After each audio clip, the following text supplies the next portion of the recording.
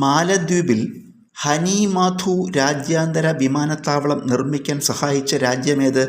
ഉത്തരം ഇന്ത്യ. ഇന്ത്യയാണ് മാലദ്വീപിൽ ഹനിമാഥു രാജ്യാന്തര വിമാനത്താവളം നിർമ്മിക്കാൻ സഹായിച്ച രാജ്യം. 2025 UN ലോക കാലാവസ്ഥാ ഉച്ചകോടിയുടെ വേദി ഏതായിരുന്നു? ഉത്തരം ബ്രസീലിലെ ബെലെം. ബ്രസീലിലെ ബെലെം ആണ് 2025 UN ലോക കാലാവസ്ഥാ ഉച്ചകോടിയുടെ വേദി. മനുഷ്യനെ വീണ്ടും ചന്ദ്രനിൽ എത്തിക്കാനുള്ള US-ൻ്റെ പദ്ധതി ഏത്? ഉത്തരം ആർട്ടിമിസ്. ആർട്ടിമിസ് ആണ് മനുഷ്യനെ വീണ്ടും ചന്ദ്രനിൽ എത്തിക്കാനുള്ള US-ൻ്റെ പദ്ധതി. അസമിലെ കരീംഗഞ്ച് ജില്ലയുടെ പുതിയ പേരെന്ത്? ഉത്തരം ശ്രീഭൂമി. ശ്രീഭൂമി എന്നാണ് അസമിലെ കരീംഗഞ്ച് ജില്ലയുടെ പുതിയ പേര്.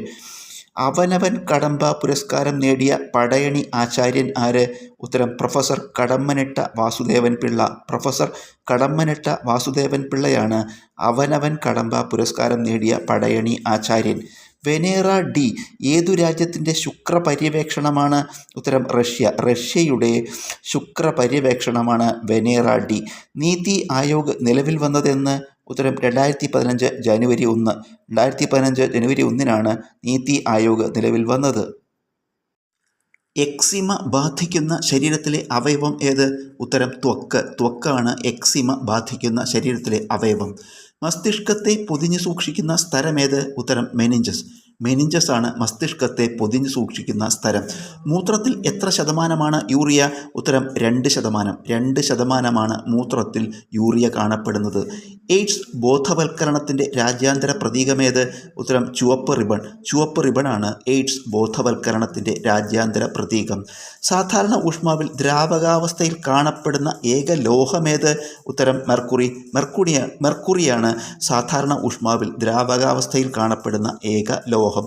സാധാരണ ഊഷ്മാവിൽ ദ്രാവകാവസ്ഥയിൽ കാണപ്പെടുന്ന ഏക അലോഹമേത്? ഉത്തരം ബ്രോമിൻ. ബ്രോമിനാണ് സാധാരണ ഊഷ്മാവിൽ ദ്രാവകാവസ്ഥയിൽ കാണപ്പെടുന്ന ഏക അലോഹം. കാസ്റ്റിക് പൊട്ടാഷിൻ്റെ രാസനാമം എന്ത്? ഉത്തരം പൊട്ടാസ്യം ഹൈഡ്രോക്സൈഡ്. പൊട്ടാസ്യം ഹൈഡ്രോക്സൈഡ് എന്നാണ് കാസ്റ്റിക് പൊട്ടാഷിൻ്റെ രാസനാമം.